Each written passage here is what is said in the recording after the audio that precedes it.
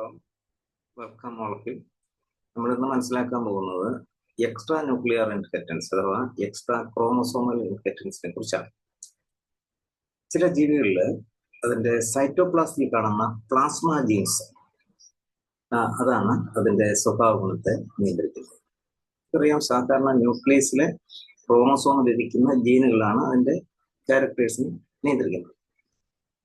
അപ്പൊ ഇവിടെ എന്താണ്, സൈറ്റോപ്ലാസ്മിൽ കാണുന്ന പ്ലാസ്മ ജീനുകളാണ് ക്യാരക്ടേഴ്സിനെ നിയന്ത്രിക്കുന്നത്. ഈ പ്രതിഭാസത്തെയാണ് എക്സ്ട്രാ ക്രോമസോമൽ ഇൻഹെറിറ്റൻസ് അഥവാ സൈറ്റോപ്ലാസ്മിക് ഇൻഹെറിറ്റൻസ് എന്ന് പറയുന്നത്.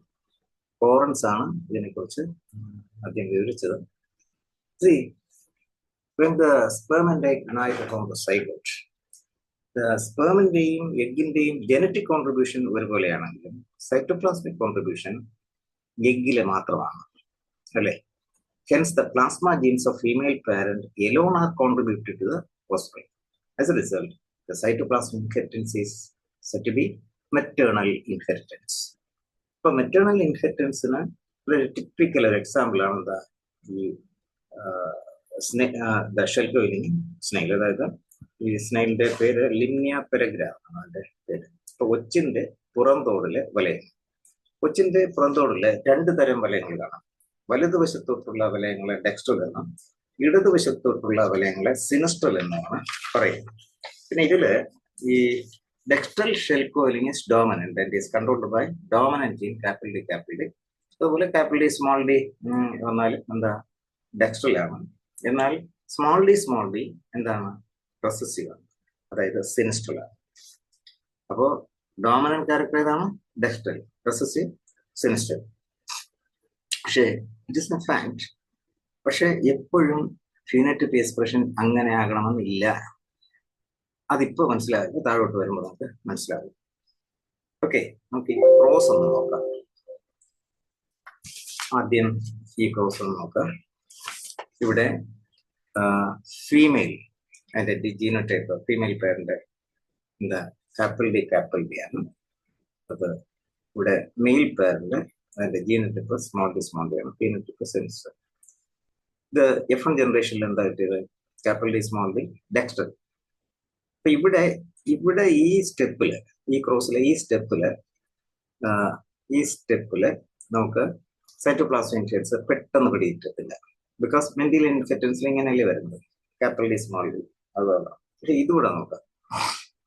ഇവിടെ സിനസ്ട്രൽ ഫീമെയിൽ സ്മോൾ ഡി ജീനോടൈപ്പ് ആണ്.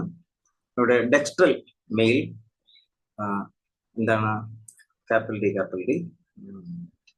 ജീനോടൈപ്പ് ആണ്. ഇവിടെ F1 ജനറേഷനിൽ സിനസ്ട്രൽ ആണ് പറഞ്ഞത്, അതായത് ക്യാപിറ്റൽ ഡി സ്മോൾ ഡി. എന്താ ക്യാപിറ്റൽ ഡി സ്മോൾ ഡി ഡെക്സ്ട്രൽ അല്ലേ വരേണ്ടത്, സിനസ്ട്രൽ ആണ്. എന്തുകൊണ്ട് ആർക്കെങ്കിലും പറയാം?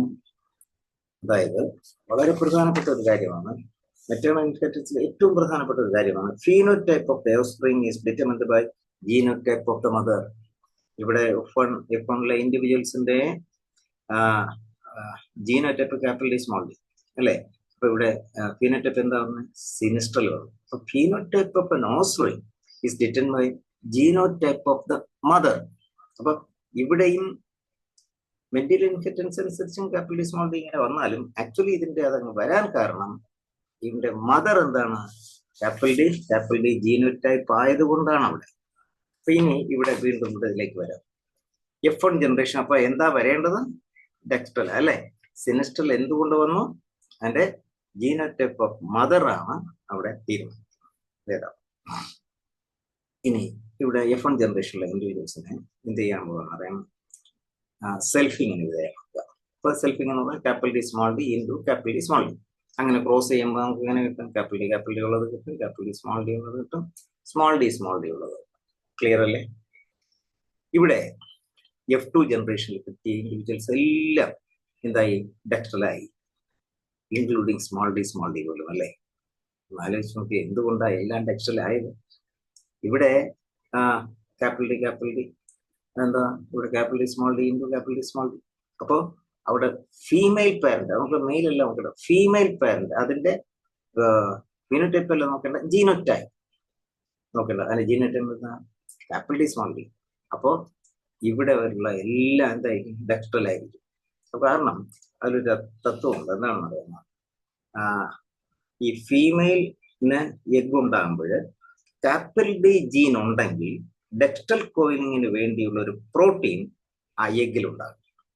അതാണ് അതിന്റെ കാരണം.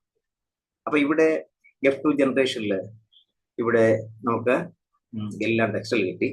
ഒരു കാര്യം ഓർക്കുക, നിങ്ങൾ പഠിച്ചിട്ടുണ്ടായിരിക്കും, ഈ മെറ്റേണൽ ഇൻഹെറിറ്റൻസിൽ ഒരു ഡിലൈഡ് ജീൻ ഇഫക്റ്റ് ഉണ്ടാകും, കേട്ടിട്ടുണ്ടായിരിക്കും. അതെന്താണെന്ന് ഒന്നുകൂടെ മനസ്സിലാക്കി. ഇവിടെ F1 ജനറേഷനിൽ എന്താ വരേണ്ടത് ക്യാപിറ്റൽ ഡി സ്മോൾ ഡി ഡെക്സ്ട്രല വരേണ്ടത്, പക്ഷെ വന്നത് സിനിസ്ട്രല. F2 ജനറേഷനിൽ കണ്ടോ ക്യാപിറ്റൽ ഡി സ്മോൾ ഡി എന്ത് വന്നു? ഡെക്സ്ട്രൽ വന്നില്ലേ? അല്പം ഡിലേ ആയിട്ടെങ്കിലും വന്നു അല്ലേ? അതാണ് delayed gene effect. Delayed gene effect താഴെയും വരും. അന്നേരം ഞാൻ ഒന്നുകൂടെ പറയാം. ഇത്രയും എല്ലാവർക്കും മനസ്സിലായെന്ന് ഞാൻ വിചാരിക്കുന്നുണ്ട്. ഇതിലെയും ക്രോസ് ഒന്ന് നോക്കാം. ഡെക്സ്ട്രൽ അതിനെ സെൽഫിങ്ങിന് വിധേയമാക്കുന്നു. സെൽഫിങ്ങിന് വിധേയമാക്കും capital D small D into capital D small D. ഇതെല്ലാം കണ്ടോ, എല്ലാം ഡെക്സ്ട്രൽ വന്നു, ഇൻക്ലൂഡിങ് സ്മോൾ ഡി. അടുത്ത പോയിന്റിലേക്ക് വരാം. ഇവിടെ F2 ജനറേഷനിൽ മെന്റലിയൻ ഇൻഹെറിറ്റൻസിൽ നമ്മൾ എങ്ങനെ പഠിച്ചിട്ടുള്ള phenotypic expression, phenotypic ratio, not genotypic ratio. Phenotypic ratio എന്താ പഠിച്ചിട്ടുള്ളത്? 3:1 അല്ലേ? ഇവിടെ 3:1 കിട്ടിയോ ഒന്ന് നോക്കി. F2 ജനറേഷനിൽ 3:1 റേഷ്യോ കിട്ടിയോ? ഇല്ല, എല്ലാം ടെസ്റ്റല്ല. എന്നാൽ F3-ല് ഇതാ 3:1 റേഷ്യോ കിട്ടി. അതെങ്ങനെ കിട്ടിയെന്ന് ഞാൻ പറയാം. അപ്പൊ ഇവിടെ ഒരു ഡിലൈഡ് ജീൻ എഫക്റ്റ് ഉണ്ട്. അപ്പൊ ഇവിടെ F2-ൽ എന്ത് കിട്ടുന്നില്ല? 3:1 റേഷ്യോ കിട്ടില്ല. F3-ൽ കിട്ടുന്നു. അതുപോലെ ഡിലൈഡായി ആ റേഷ്യോ വരുന്നത്. ഇതാണ് ഡിലൈഡ് ജീൻ ഇഫക്റ്റ് എന്ന് പറയുന്നത്. ഇനി ഒന്നുകൂടെ ഇതെങ്ങനെ നമുക്ക് F3-ൽ ഇങ്ങനെ കിട്ടിയെന്ന് നോക്കാം. ഇവിടെ സെൽഫിങ് ഞാൻ പറഞ്ഞു, ഇവിടെ സ്പേസ് ഇല്ല. ഇതിൽ ഓരോന്നിന്റെയും ക്രോസ് എഴുതാൻ ഇവിടെ സ്പേസ് ഇല്ല. എന്നാലും മനസ്സിൽ കാണുക. Capital D into capital D. മെയിലും ഫീമെയിൽ പാരന്റും ജീനോടൈപ്പ് ക്യാപിറ്റൽ ഡി ആണ്. കണ്ണുടച്ച് പറയാം, അവിടെ ഡെസ്റ്റിലായിരിക്കും. Capital D small D into capital D small D എന്താ ഡെസ്റ്റിലായിരിക്കും. അതുപോലെ small D into small D. മെയിലും ഫീമെയിലും ജീനോടൈപ്പ്, അവിടെ ഫീമെയിൽ നമുക്ക് നോക്കിയാൽ മതി. ഫീമെയിൽ എന്താണ്? Genotype small D. അപ്പൊ ഡെഫിനറ്റ്ലി ഇവിടെ സിനിസ്ട്രൽ വരും. ഇത്രയും എല്ലാവർക്കും മനസ്സിലായെന്ന് വിചാരിക്കുന്നു. ഇനി ഇതിൽ പ്രോബ്ലം വരും. ഇനി ഇതിൽ ഏത് പ്രോബ്ലം വന്നാലും നിങ്ങൾ ആൻസർ ചെയ്യും. ബിക്കോസ് അത് ചെയ്യാനുള്ള പോയിന്റ് നിങ്ങൾക്ക് മനസ്സിലായി. ഏതെല്ലാം കാര്യങ്ങളിലാണ് ശ്രദ്ധിക്കേണ്ടത്. ഒന്നും കൂടെ ഞാൻ ആവർത്തിക്കുന്നു.